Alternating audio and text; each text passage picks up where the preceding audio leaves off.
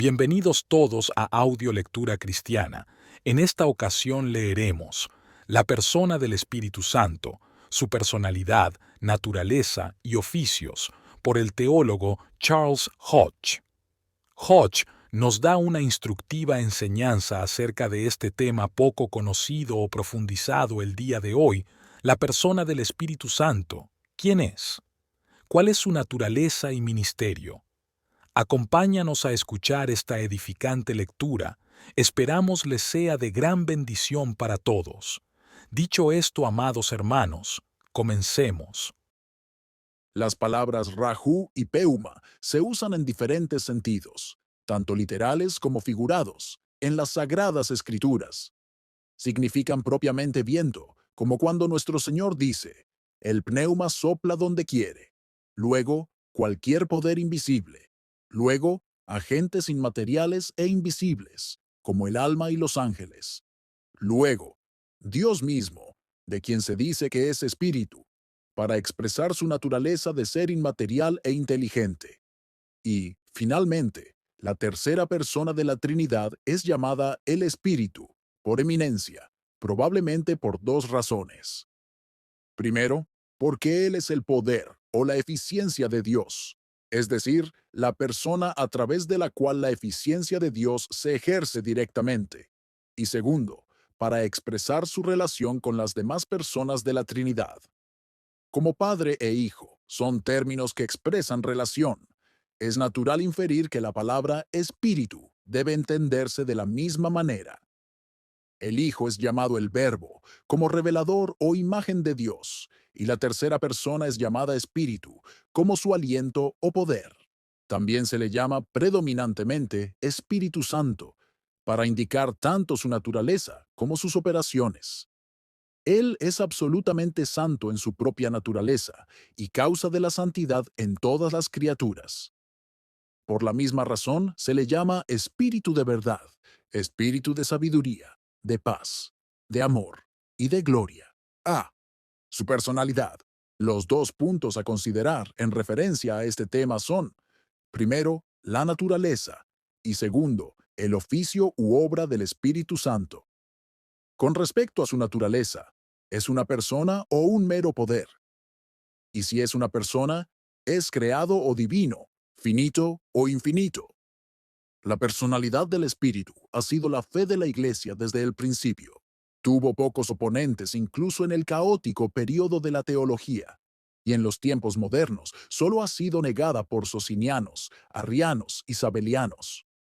Antes de considerar la prueba directa de la doctrina de la Iglesia de que el Espíritu Santo es una persona, conviene señalar que los términos el Espíritu de Dios, el Espíritu Santo, y cuando Dios habla, mi Espíritu, se habla de su Espíritu en todas las Escrituras, desde Génesis hasta Apocalipsis. Estos términos y otros equivalentes deben entenderse, evidentemente, en el mismo sentido a lo largo de las Escrituras. Si el Espíritu de Dios que se movía sobre las aguas, que luchaba con los antediluvianos, que descendió sobre Moisés, que instruyó a los artesanos y que inspiró a los profetas, es el poder de Dios.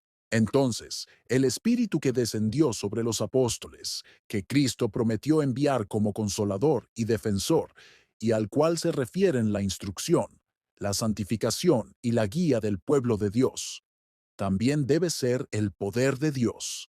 Pero si el Espíritu se revela claramente como una persona en las últimas partes de la Escritura, es evidente que las porciones anteriores deben entenderse de la misma manera.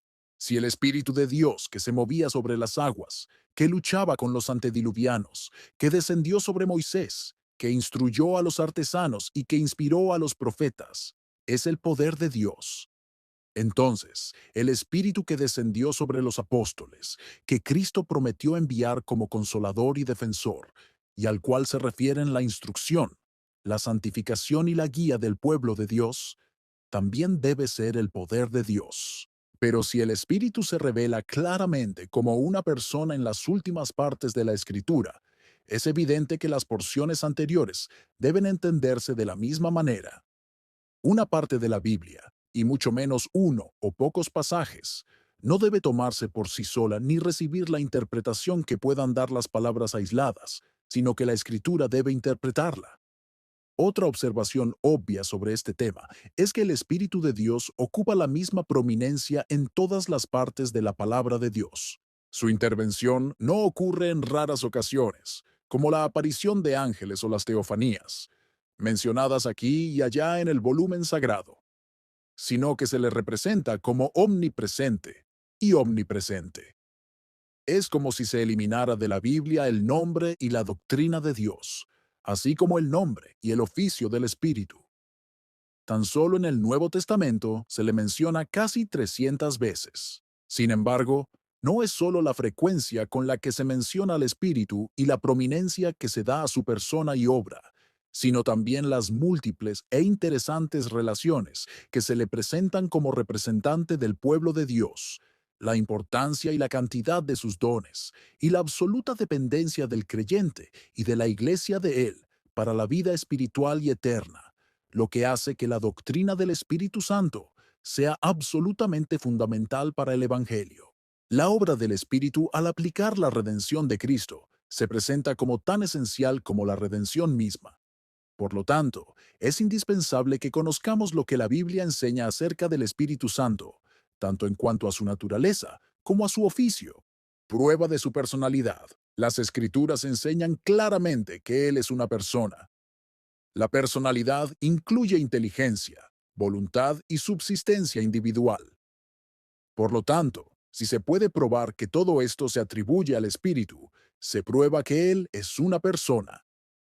No será necesario ni aconsejable separar las pruebas de estos puntos y citar pasajes que le atribuyen inteligencia, y luego otros que le atribuyen voluntad, y todavía otros para probar su subsistencia individual, porque todos estos se incluyen a menudo en un mismo pasaje, y los argumentos que prueban uno, en muchos casos, prueban también los otros. 1. El primer argumento a favor de la personalidad del Espíritu Santo se deriva del uso de los pronombres personales en relación con él. Una persona es aquello que, al hablar, dice yo. Cuando se le dirige, se le llama tú. Y cuando se habla de él, se le llama él. De hecho, se admite que existe una figura retórica llamada personificación, que seres inanimados o irracionales, sentimientos o atributos pueden ser introducidos como hablantes o dirigidos como personas. Pero esto no crea ninguna dificultad. Los casos de personificación son tales que, salvo en raras ocasiones, no admiten duda alguna. El hecho de que a veces se apostrofe a los cielos o a los elementos no da pretexto para explicar como personificación todos los pasajes en los que Dios o Cristo se presenta como persona. Lo mismo ocurre con el Espíritu Santo. Se le presenta como persona con mucha frecuencia, no solo en discursos poéticos o exaltados, sino en narraciones sencillas y en instrucciones didácticas. Y su personalidad se sustenta en tantas pruebas colaterales que explicar el uso de los pronombres personales en relación con él sobre el principio de personificación es violentar todas las reglas de interpretación. Así, en Hechos 13:2, el Espíritu Santo dijo, «Apartadme a Bernabé y a Saulo para la obra a la que los he llamado». Nuestro Señor dice, Juan 15:26, «Cuando venga el Consolador, o Paráclitos, a quien yo os enviaré del Padre, el Espíritu de verdad, to pneumate alithías, el cual, procede del Padre, él, ekeinos, dará testimonio de mí». El uso del pronombre masculino, él, en lugar de ello, muestra que el Espíritu es una persona. De hecho, puede decirse que, como Paráclitos es masculino, el pronombre que se refiere a él debe, por supuesto, ser del mismo género. Pero como intervienen las palabras explicativas, a las que se refiere el neutro o, el pronombre siguiente estaría naturalmente en neutro, si el sujeto mencionado no fuera una persona. En el capítulo siguiente, Juan 16, 13, 14, no hay fundamento para esta objeción. Allí se dice, cuando Él, el Espíritu de verdad, venga, os guiará a toda la verdad, pues no hablará por su propia cuenta, sino que hablará todo lo que oiga, y os hará saber lo que habrá de venir. Él me glorificará, porque tomará de lo mío y os lo hará saber. Aquí no hay posibilidad de explicar el uso del pronombre personal él, ekeinos, con ninguna otra razón que no sea la personalidad del Espíritu. 2. Nos relacionamos con el Espíritu Santo de una manera que solo podemos sostener con una persona. Él es el objeto de nuestra fe. Creemos en el Espíritu Santo. Esta fe la profesamos en el bautismo. Somos bautizados no solo en el nombre del Padre y del Hijo, sino también en el del Espíritu Santo. La misma asociación del Espíritu en tal conexión con el Padre y el Hijo, al ser admitidos como personas distintas, prueba que el Espíritu también es una persona. Además, el uso de la palabra histoónoma, al nombre, no admite otra explicación. Por el bautismo profesamos reconocer al Espíritu, como reconocemos al Padre y al Hijo, y nos vinculamos tanto a uno como a los otros. Si cuando el apóstol les dice a los corintios que no fueron bautizados, y cuando dice que los hebreos fueron bautizados en Moisés, quiere decir que los corintios no lo fueron, y que los hebreos fueron hechos discípulos, unos de Pablo y los otros de Moisés. Entonces, cuando somos bautizados en el nombre del Espíritu, el significado es que en el bautismo profesamos ser sus discípulos. Nos comprometemos a recibir sus instrucciones y a someternos a su control. Mantenemos con Él la misma relación que con el Padre y con el Hijo. Lo reconocemos como una persona tan distintamente como reconocemos la personalidad del Hijo o del Padre. Los cristianos no solo profesan creer en el Espíritu Santo, sino que también son receptores de sus dones. Él es para ellos objeto de oración.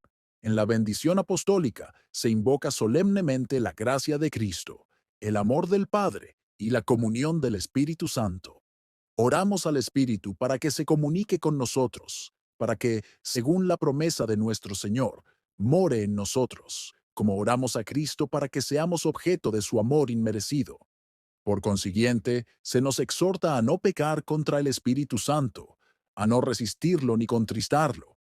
Se le representa, por tanto, como una persona que puede ser objeto de nuestros actos, a quien podemos agradar u ofender, con quien podemos tener comunión, es decir, trato personal, que puede amar y ser amado, que puede decirnos tú, y a quien podemos invocar en cada momento de necesidad.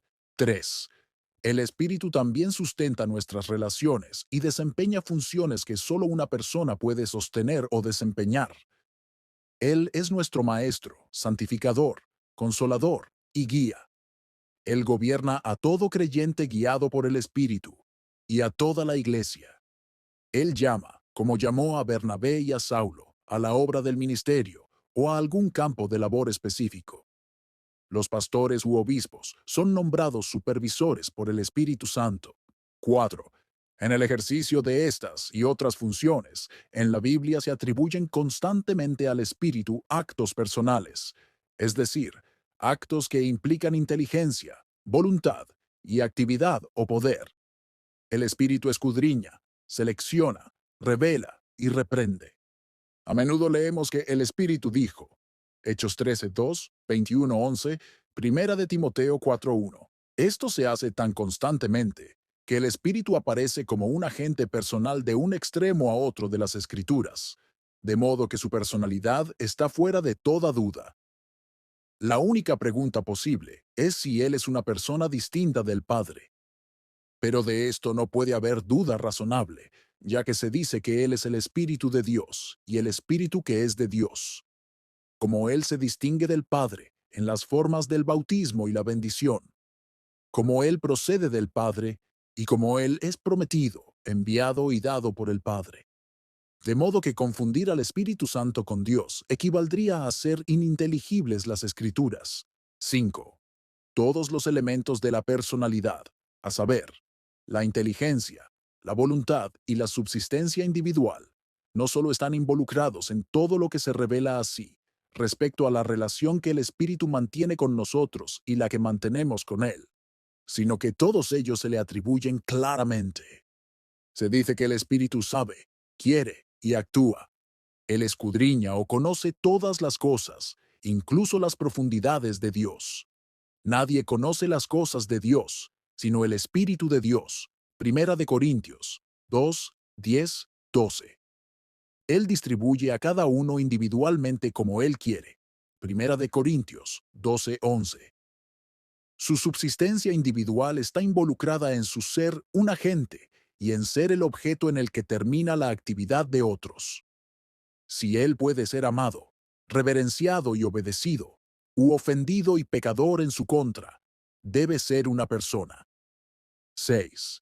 Las manifestaciones personales del Espíritu, cuando descendió sobre Cristo después de su bautismo y sobre los apóstoles en Pentecostés, implican necesariamente su subsistencia personal.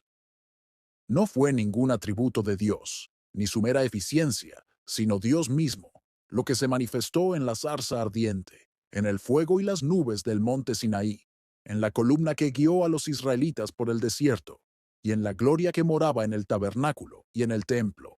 7. El pueblo de Dios siempre ha considerado al Espíritu Santo como una persona.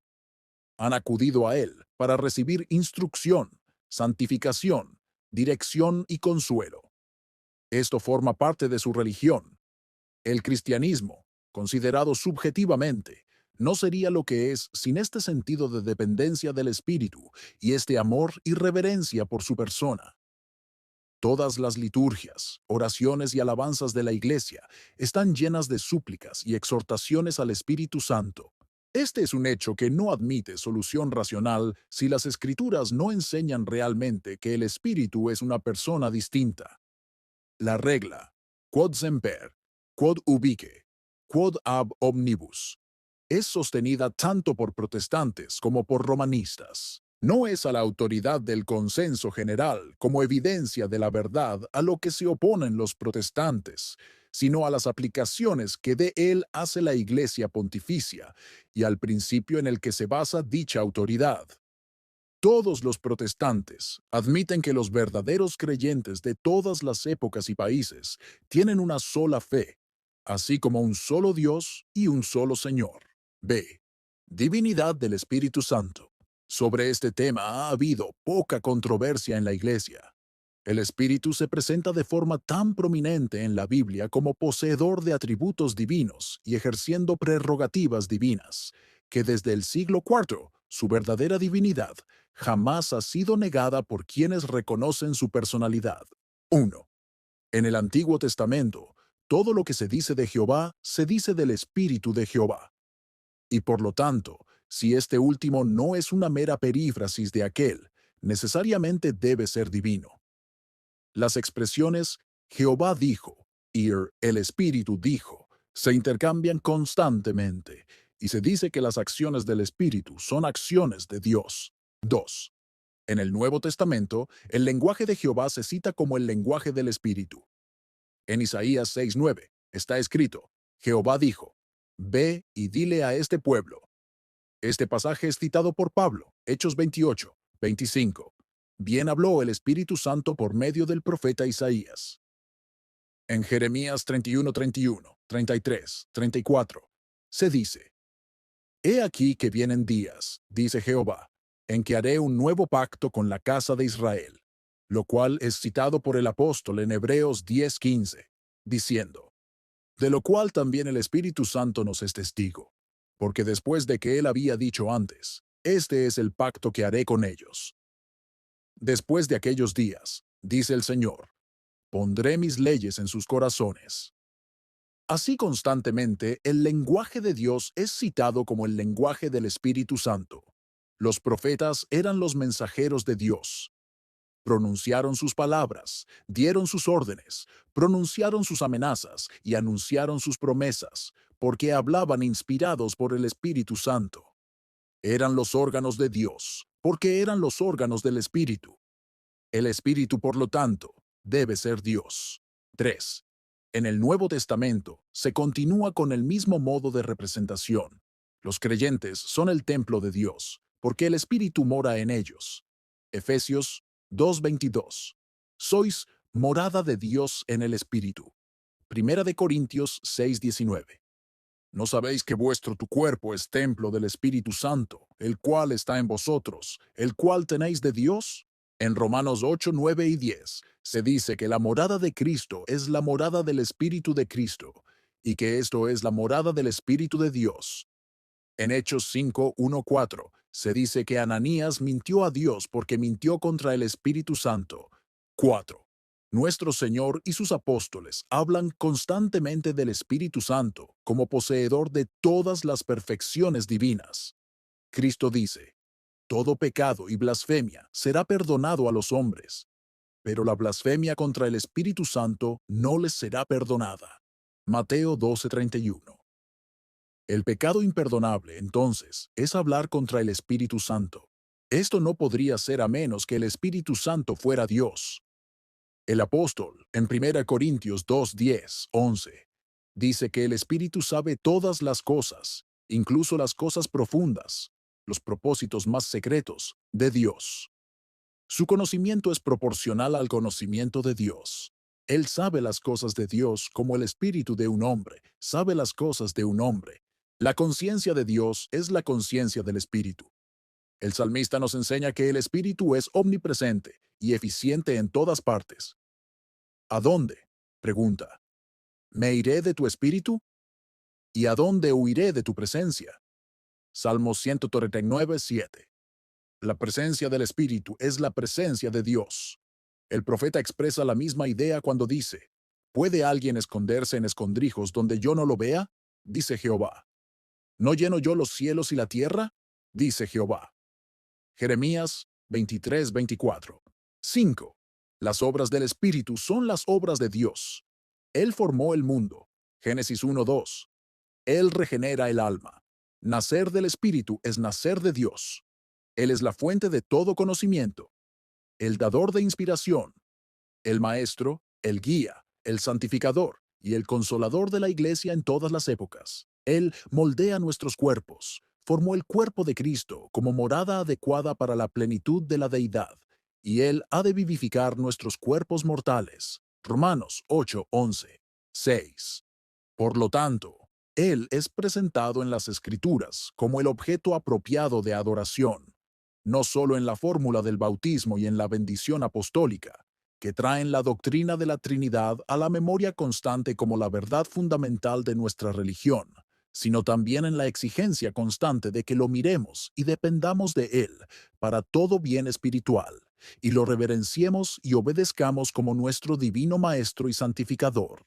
Relación del Espíritu con el Padre y con el Hijo. La relación del Espíritu con las demás personas de la Trinidad ya se ha establecido anteriormente. 1. Él es el mismo en sustancia e igual en poder y gloria. 2. Él es subordinado al Padre y al Hijo, en cuanto a su modo de subsistencia y operación, como se dice que Él es del Padre y del Hijo. Él es enviado por ellos, y ellos operan a través de Él. 3. Él tiene la misma relación con el Padre que con el Hijo, como se dice que Él es del uno, así como del otro, y Él es dado por el Hijo, así como por el Padre. 4. Su relación eterna con las otras personas de la Trinidad está indicada por la palabra Espíritu, y porque se dice que Él es ectoiseu, fuera de Dios, es decir, Dios es la fuente de donde se dice que el Espíritu procede. La doctrina general de las Escrituras sobre este tema es que el Espíritu es el ejecutivo de la deidad. Todo lo que Dios hace, lo hace por el Espíritu. Por lo tanto, en el Credo de Constantinopla, adoptado por la Iglesia Universal, se dice que Él es la fuente inmediata de toda vida. Incluso en el mundo externo, el Espíritu está presente y activo en todas partes. La materia no es inteligente. Tiene sus propiedades peculiares, que actúan ciegamente según leyes establecidas.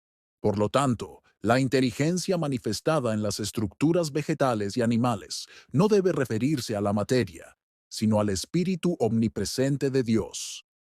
Fue Él quien se cernió sobre las aguas y redujo el caos al orden. Fue Él quien adornó los cielos. Es Él quien hace crecer la hierba. El salmista dice de todos los seres vivientes, escondes tu rostro, se turban, les quitas el aliento, mueren y vuelven al polvo. Envías tu espíritu, son creados, y renuevas la faz de la tierra. Salmo 14, 14, 15. Job, hablando de su cuerpo, dice, el Espíritu de Dios me hizo. Job 33, 4. Y el salmista, tras describir la omnipresencia del Espíritu, se refiere a su obra. El maravilloso mecanismo del cuerpo humano. He sido formado de manera admirable y admirable. Mi sustancia no te fue oculta, cuando en secreto fui formado y entretejido con esmero en lo más profundo de la tierra. Tus ojos vieron mi sustancia, aún imperfecta, y en tu libro estaban escritos todos mis miembros, que fueron formados continuamente, cuando aún no existía ninguno de ellos. Salmo 239, 14, 16. El Espíritu, la fuente de toda vida intelectual. El Espíritu también se representa como la fuente de toda vida intelectual. Cuando el hombre fue creado, se dice que Dios sopló en su nariz aliento de vida, y el hombre se convirtió en alma viviente. Génesis 2:7. Job 32:8 dice, la inspiración del Todopoderoso da a los hombres entendimiento, es decir, una naturaleza racional, pues explica diciendo, Él nos enseña más que a las bestias de la tierra, y nos hace más sabios que las aves del cielo. Job 35:11. Las Escrituras le atribuyen de igual manera todos los dones especiales o extraordinarios. Así se dice de Bezalel, yo lo he llamado y lo he llenado del Espíritu de Dios en sabiduría, inteligencia, ciencia y en toda clase de arte, para inventar obras elegantes, para trabajar en oro, en plata y en bronce. Éxodo 31, 2, 3, 4. Por su Espíritu, Dios le dio a Moisés la sabiduría necesaria para sus altos deberes, y cuando se le ordenó delegar parte de su carga en los 70 ancianos, se dijo, tomaré del Espíritu que está en ti y lo pondré en ellos. Números 11:17. Josué fue designado para suceder a Moisés, porque en él estaba el Espíritu. Números 27:18.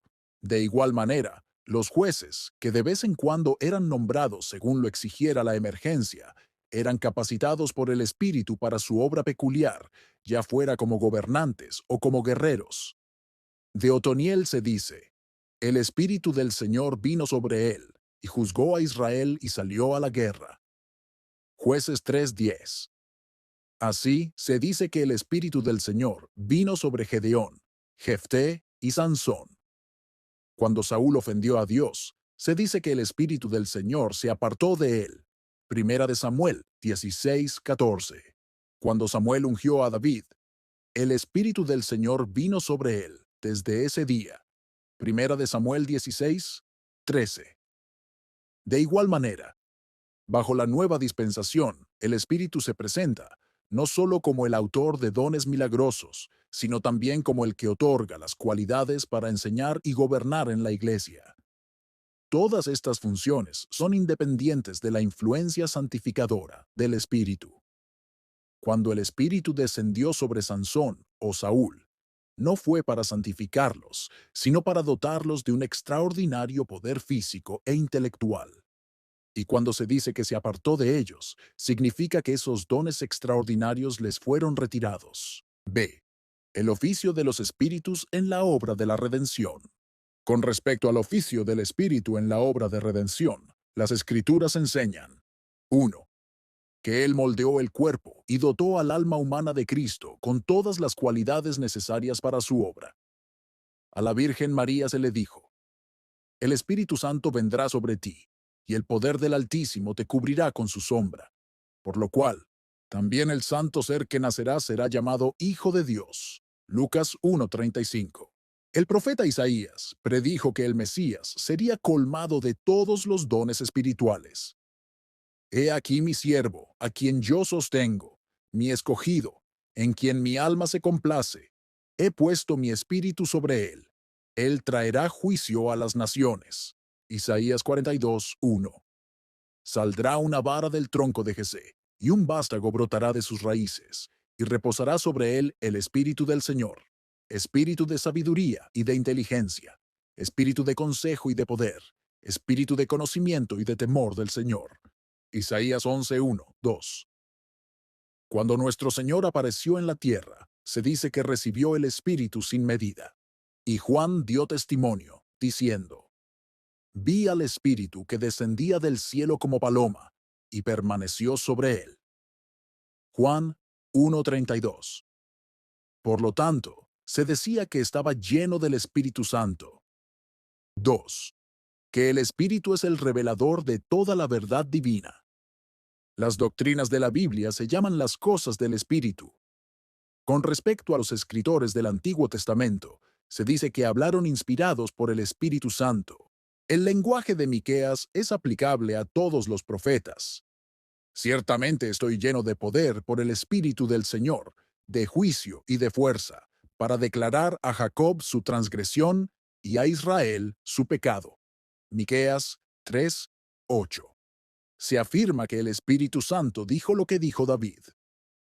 Los escritores del Nuevo Testamento fueron, de igual manera, órganos del Espíritu. Las doctrinas que Pablo predicó no las recibió de los hombres, pero Dios, dice, nos las reveló por el Espíritu.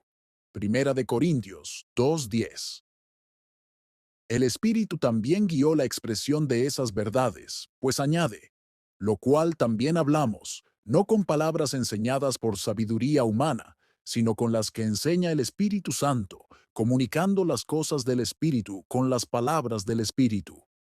Por lo tanto, toda la Biblia debe ser referida al Espíritu como su autor. 3.